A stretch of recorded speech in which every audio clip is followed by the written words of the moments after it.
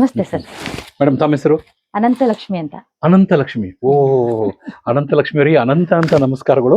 ನಿಮ್ಮ ಸೇವೆ ಬಹಳ ಖುಷಿ ಕೊಡ್ತಕ್ಕಂಥದ್ದು. ಈ ಶಿಬಿರದಲ್ಲಿ ತಮ್ಮ ಏನು ಪಾತ್ರ ಬಹಳ ದೊಡ್ಡದಿದೆ ಅಂತ ಶ್ರೀಕಾಂತ್ ಹೇಳ್ತಿದ್ದಾರೆ. ಮೊದಲು ನಮ್ಮೆಲ್ಲರಿಗೂ ಸ್ಫೂರ್ತಿದಾಯಕ ಸ್ವಾಮಿ ವಿವೇಕಾನಂದ ಅವರ ಪಾದಗಳಿಗೆ ಮೊದಲು ನಮಸ್ಕಾರ ಮಾಡ್ಬಿಡೋಣ. ಅಪ್ಪ ಶಿವ ಶಿವ ಶಿವ.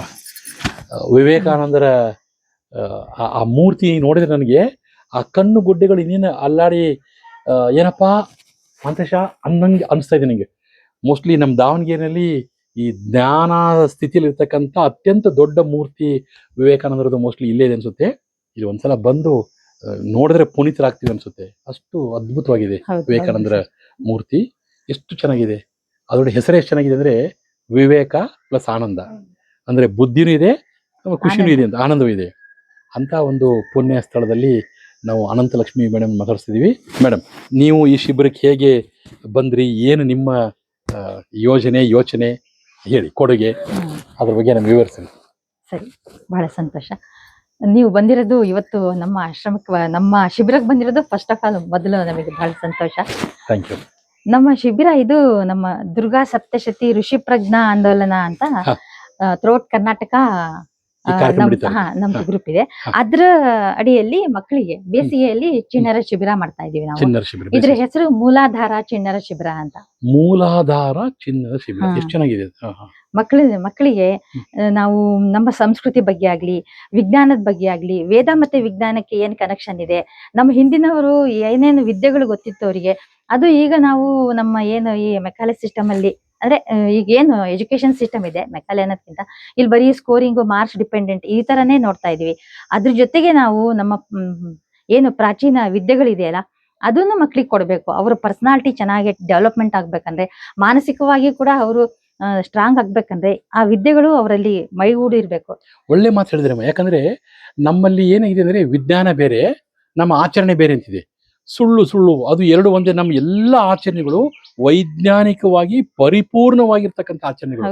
ಯಾವುದು ನಮ್ದು ಕಾಟಾಚಾರಕ್ಕಿಲ್ಲ, ಯಾವುದೋ ಕಂದಾಚಾರ ಇಲ್ಲ. ಏನೇ ನಮ್ಮ ಹಿರಿಯರು ಮಾಡಿದಂಥದ್ದು ಯಾವುದೇ ಕಾರ್ಯಕ್ರಮ ಇರಲಿ, ಯಾವುದೇ ಹಬ್ಬ ಇರಲಿ, ಅದು ಎಲ್ಲದೂ ವೈಜ್ಞಾನಿಕ ಹಿನ್ನೆಲೆ ಬಂದಿದ್ದು. ಸುಮ್ಮನೆ ಒಂದು ನಾನು ನಿಮ್ಮ ಹತ್ರ ನಿಮ್ಮಷ್ಟು ಇದ್ರ ಬಗ್ಗೆ ತಿಳ್ಕೊಂಡಿಲ್ಲ ಆದ್ರೂ ಒಂದು ಮಾತು ಹೇಳಿದ್ರೆ, ನಾವು ಈ ಹಬ್ಬಗಳನ್ನ ಜೂನ್ ಇಂದ ಡಿಸೆಂಬರ್ ತನಕ ಹಬ್ಬಗಳು ಮಾಡ್ತೀವಲ್ಲ, ಎಲ್ಲಾ ಹಬ್ಬಗಳಲ್ಲೂ ನಮ್ಗೆ ಕಾಮನ್ ಆಗಿ ಏನಿರುತ್ತೆ, ಕರಿಗಡುಬು, ಹೋಳಿಗೆ, ತುಪ್ಪ ಅಥವಾ ಸಂಡಿಗೆ ಇದೆಲ್ಲ ತಿಂತಾ ಇರ್ತೀವಿ ನಾವು. ಯಾಕೆ ಅಂತಂದ್ರೆ, ಅಥವಾ ಲಡ್ಡು ತಿಂತೀವಿ ದೀಪಾವಳಿಗೆಲ್ಲ, ಬೇರೆ ಬೇರೆ ಚಕ್ಕಲಿ ಚೂಡ ಎಲ್ಲ ಮಾಡಿರ್ತಾರೆ ಅಮ್ಮ. ಏನಕ್ಕೆಂದ್ರೆ ಈ ಜೂನ್ ಇಂದ ಡಿಸೆಂಬರ್ ನಮಗೆಲ್ಲ ಮಳೆಗಾಲ ಚಳಿಗಾಲ, ಅಂದ್ರೆ ಕೋಲ್ಡ್ ವೆದರ್. ಕೋಲ್ಡ್ ವೆದರ್ ಅಲ್ಲಿ ನಮಗೆ ಬಾಡಿಗೆ ಜಾಸ್ತಿ ಹೀಟ್ ಬೇಕಾಗುತ್ತೆ. ನಾವೆಲ್ಲ ಹೋಮಿಯೋಥರ್ಮ್ಸು. ನಾವು ಕಾನ್ಸ್ಟೆಂಟ್ ಬಾಡಿ ಟೆಂಪರೇಚರ್ ಮೇಂಟೈನ್ ಮಾಡ್ಬೇಕಾದ್ರೆ ನಮ್ಗೆ ಜಾಸ್ತಿ ಶಕ್ತಿ ಬೇಕು ಅಂದ್ರೆ ನಮಗೆ ಜಾಸ್ತಿ ಶಕ್ತಿ ಕೊಡ್ತಕ್ಕಂಥ, ಜಾಸ್ತಿ ಎನರ್ಜಿ ಕೊಡ್ತಕ್ಕಂಥ ಫುಡ್ ತಿನ್ಬೇಕು. ಜಾಸ್ತಿ ಹೈಯೆಸ್ಟ್ ಎನರ್ಜಿ ಕೊಡೋದು ಯಾವ್ದಪ್ಪ ಅಂದ್ರೆ ಫ್ಯಾಟ್ಸ್, ಆಯಿಲ್ಸ್ ಅಂಡ್ ಫ್ಯಾಟ್ಸ್ ಅಂತ.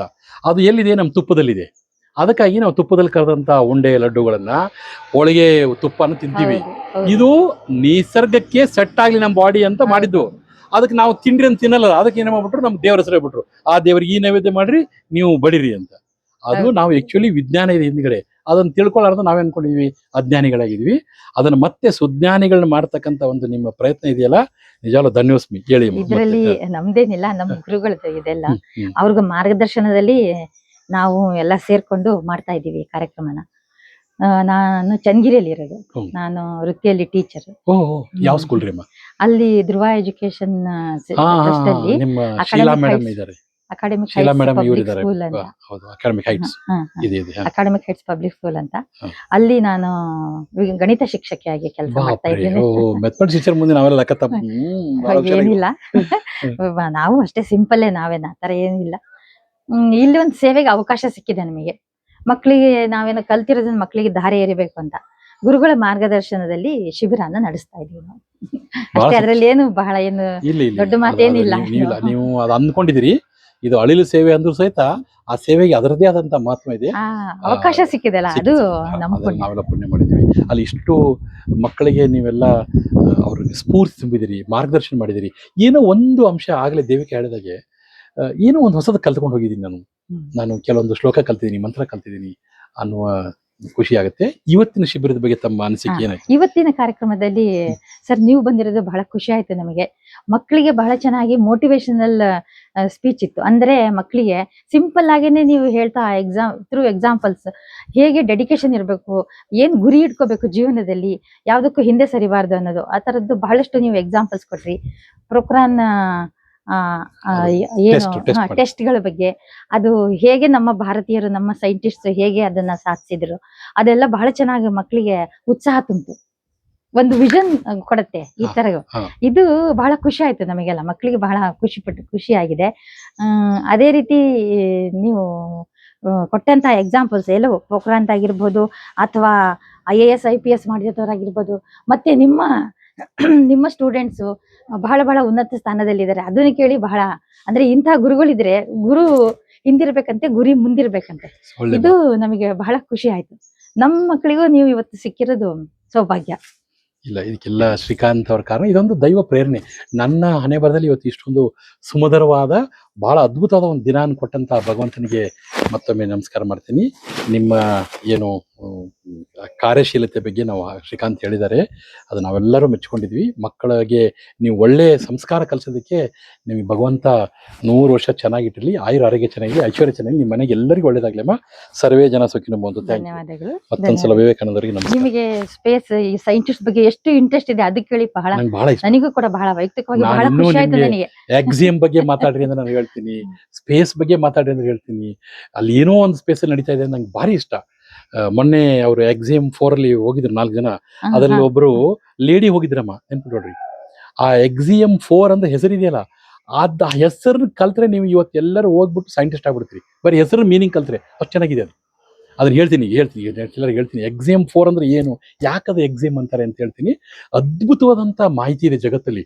ಈಗೆಲ್ಲ ನೀವೆಲ್ಲ ಪುಣ್ಯವಂತರು, ಪ್ರತಿಯೊಂದು ನಿಮ್ಮ ಅಂಗೈಯಲ್ಲಿ ಇಡೀ ಆಕಾಶನೇ ಇದೆ. ಆದ್ರೆ ಅವಕಾಶನ ಬಳಸ್ಕೋಬೇಕು. ಕೆಟ್ಟದ್ ನೋಡ್ಬೇಡ್ರಿ, ಒಳ್ಳೇದ್ ನೋಡಿದ್ರೆ ನಿಮ್ಗೆ ನಿಮ್ಮಲ್ಲಿ ಇರ್ತಕ್ಕಂತ ಅವಕಾಶ ಬಹಳ ಚೆನ್ನಾಗಿದೆ. ನೀವು ಒಳ್ಳೆ ಪುಣ್ಯ ಮಾಡಿದ್ರೆ, ಅಪ್ಪ ಅಮ್ಮನ ಒಳ್ಳೆ ಅಪ್ಪ ಅಮ್ಮ ಸಿಕ್ಕಿದ್ದಾರೆ ನಿಮ್ಗೆಲ್ಲರಿಗೂ. ಓರಿಯೆಂಟೇಶನ್ ಕೊಟ್ಟಿದ್ರಿ ನೀವು ಇವತ್ತು ಹೇಳಿರೋದ್ ಮಕ್ಕಳಿಗೆ. ಬರೀ ಮೊಬೈಲ್ ಅಲ್ಲೋ ಅಲ್ಲಿ ಇಲ್ಲಿ ಸುಮ್ನೆ ಟೈಮ್ ವೇಸ್ಟ್ ಮಾಡೋದಕ್ಕಿಂತ ಈ ತರದ್ದು ಆಸಕ್ತಿಗಳನ್ನ ಅವರು ಬೆಳೆಸ್ಕೊಂಡ್ರೆ ಜೀವನದಲ್ಲಿ ಎಲ್ಲರೂ ಸಕ್ಸಸ್ಫುಲ್ ಪರ್ಸನ್ಸ್ ಆಗ್ತಾರೆ. ಇದು ಬಹಳ ಖುಷಿ ಆಯ್ತು ನಮಗೆ. ನೀವು ಬಂದಿರೋದು ನಮಗೆ ಬಹಳ ಖುಷಿ. ಧನ್ಯವಾದಗಳು. ಧನ್ಯವಾದ. Thank you. ಒಳ್ಳೇದಾಗಿ ಎಲ್ಲರಿಗೂ ಒಳ್ಳೇದಾಗಿ. Thank you. ಎಕ್ಸಿಯಂ 4 ಹೇಳ ನಿಮ್ಗೆ ಸುಮ್ಮನೆ ಹೇಳ್ತೀನಿ.